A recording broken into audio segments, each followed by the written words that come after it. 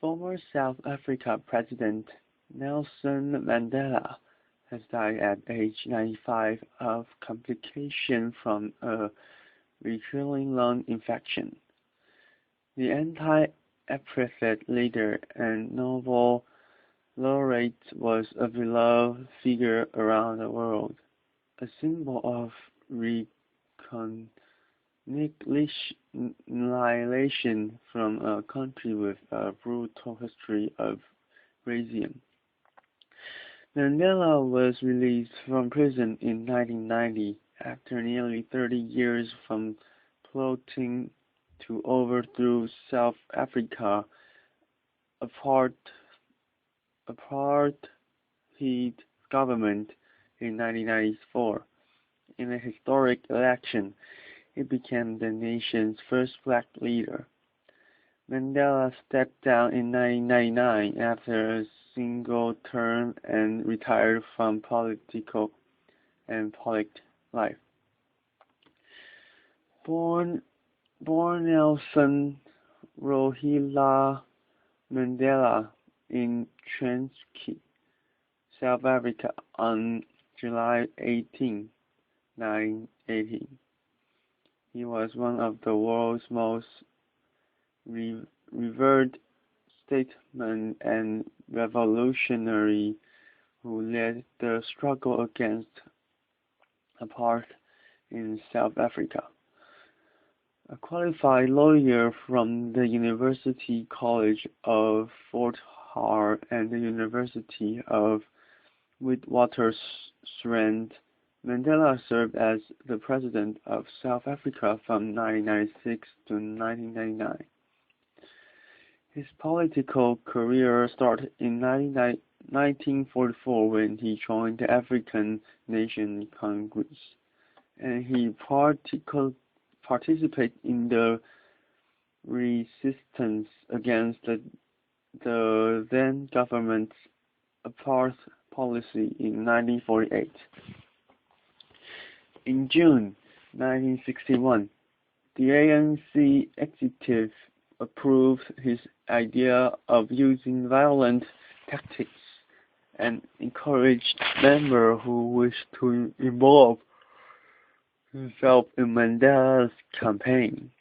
Shortly after, he found Umkhonto we seized the armed wing of ANC and was named its leader. In 1962, he was arrested and convicted of sabotage and other charges, and was sentenced to 5 years of religious imprisonment.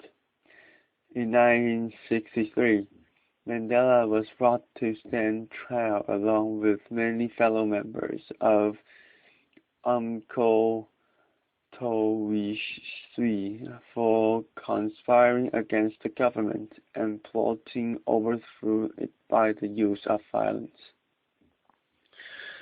On June 12, 1964, 8 of the accused, including Mandela, were sentenced to life in prison. His statement from the dock at the opening of the defense trial became extremely popular. He closed his statement with, "During my lifetime, I have dedicated myself to the struggle of African people. I have fought against white domination, and I have fought against black domination. I have cherished the idea of a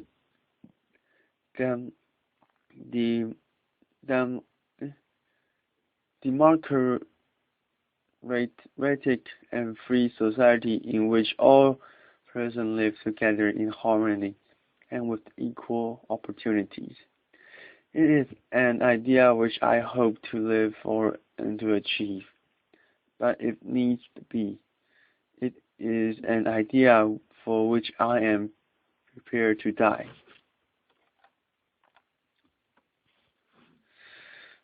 Mandela served 27 years in prison, spending many of those years at Robben Island Prison off Cape Town. While in jail, his reputation grew and he became widely known across the world as the most significant flag leader in South Africa. He became a prominent symbol of resistance as the anti-apartheid movement gained momentum in South Africa and across the world. On the island, he and other prisoners were subjected to hard labor in a lime quarry. Racial discrimination was rampant, and prisoners were segregated by race, with the black prisoner receiving the fewest ration. Mandela was written about how he was allowed one visitor and one letter every 6 months. In February 1985, President P.W. Botha offered Mandela his free on condition that he unconditionally reject violence as a political weapon, but Mandela rejected the proposal. He made his sentiments known through a letter he released via his daughter. What freedom am I being offered while the organization of the people remains banded? Only free men can negotiate. A prisoner cannot enter into contracts, he wrote. In 1988, Mandela was moved to Worcester Prison and would remain there until his release. Throughout his imprisonment, pressure mounted on the South Africa government to release him. The slogan "Free Nelson Mandela" became the battle cry of the anti-apartheid campaigners. Finally, Mandela was released on February 11, 1990. In an event streamed live across the world after his release, Mandela returned to his life work, striving to attain the goal he and others had set out almost 4 decades earlier. In 1991, the First Nation Conference of the ANC was held inside South Africa since the organization had been banned in the 1990s. President Mandela was elected president of the ANC while his friend Oliver Tambo became the organization's national chairperson. Mandela's leadership and his work, as well as his relationship with then-President F.W.D. Villiers-Cook, were recognized when they were jointly awarded the Nobel Peace Prize in 1993. South Africa's first multi-trackal elections, held on April 27, 1994, saw the ANC storm in with a majority of 62% of the vote, and Mandela was inaugurated in May 1994 as the country's first black leader.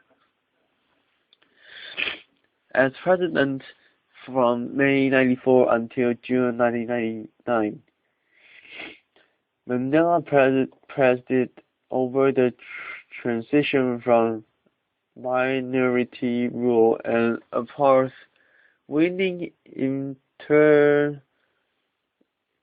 international respect for his advocacy of nation and international reconciliation.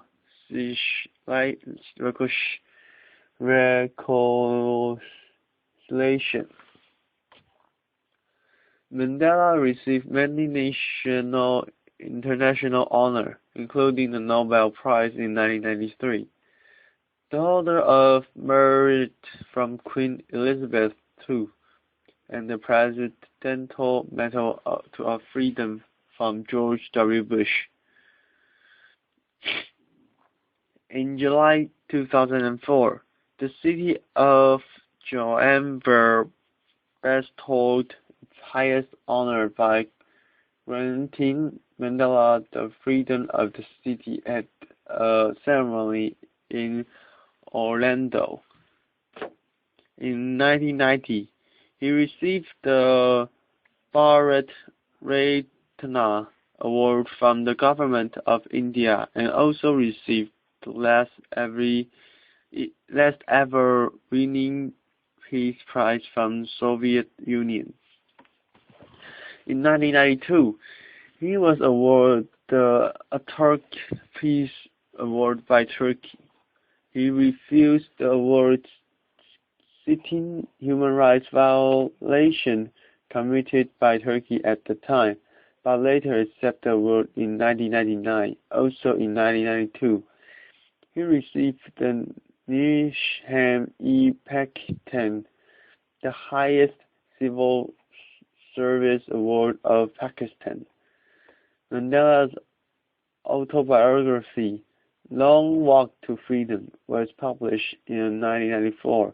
He had begun work on it secretly while in prison. Nelson Mandela's life has seemingly run parallel to his political one, and can be divided up into three key eras. The young active married his first wife, Evelyn Mess, in 1944. The couple, who had 4 children, divorced in 1958, shortly before Mandela became an outlaw with the banning of ANC. Mandela's second marriage, and probably his most famous, largely coincided with the time he spent locked up and at the hands of the Opposite Remain. In 1958, he walked down the aisle with Winnie Madikizela, who stood by his side and actively campaigned to free him from prison. Winnie became a powerful figure in her own right while Mandela was in prison, but a series of scandals involving her led to the couple's estrangement in 1992. Her dismissal from his cabinet in 1995 and her official divorce in 1996. The couple had 2 children. Winnie Mandela was also later convinced of kidnapping. His third marriage to Graça Machel, the widow of former Mozambique President Samora Machel, came on his 80th birthday as he entered his role of world statesman.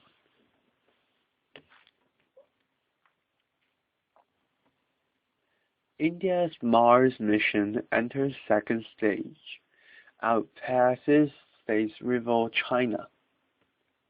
India's first mission to Mars left Earth orbit earlier on Sunday, clearing a critical hurdle in its journey to the Red Planet and overtaking the effort in space of rival Asian giant, China. The success of the spacecraft, scheduled to orbit Mars by next September, would carry India into a small club, which includes the United States, Europe, and Russia, whose probes have orbited or land on Mars. India's venture, called Manalagan faced more hurdles on its journey to Mars. Fewer than half of missions to the planet are successful. While Mangalan takes 1.2 billion dreams to Mars, we wish you sweet dreams. India's space agency said in a tweet soon after the event, referring to the citizen of the world's second most popular country. China, a keen competitor in space race, has considered the possibility of putting a man on the moon sometime after 2020 and aimed to land its first probe on the moon on Monday. It will deploy a buggy called the Jade Rabbit to explore the lunar surface in the mission that will also test its deep space communication technologies. China's Mars probe piggybacked on a Russian spacecraft that failed to leave Earth orbit in November 2011. The spacecraft crumbled in the atmosphere and its fragments fell into the Pacific Ocean. India's mission showcases the country's cheap technology, encouraging hopes it could capture more of the $304 billion global space market, which includes launching satellites for other countries, and it says, given its cost-effective technology, India is attractive, said Rajeswar Pillai Palin, an expert on space security at the Observation Search Foundation think tank in Delhi. India's low-cost Mars mission has price tag of 4.5 billion rupees, just over 1/10 of the cost of NASA's latest mission there, which launches on November 18. Homegrown companies, including India's largest investigation group, Larsen Torbal, one of its biggest conglomerate,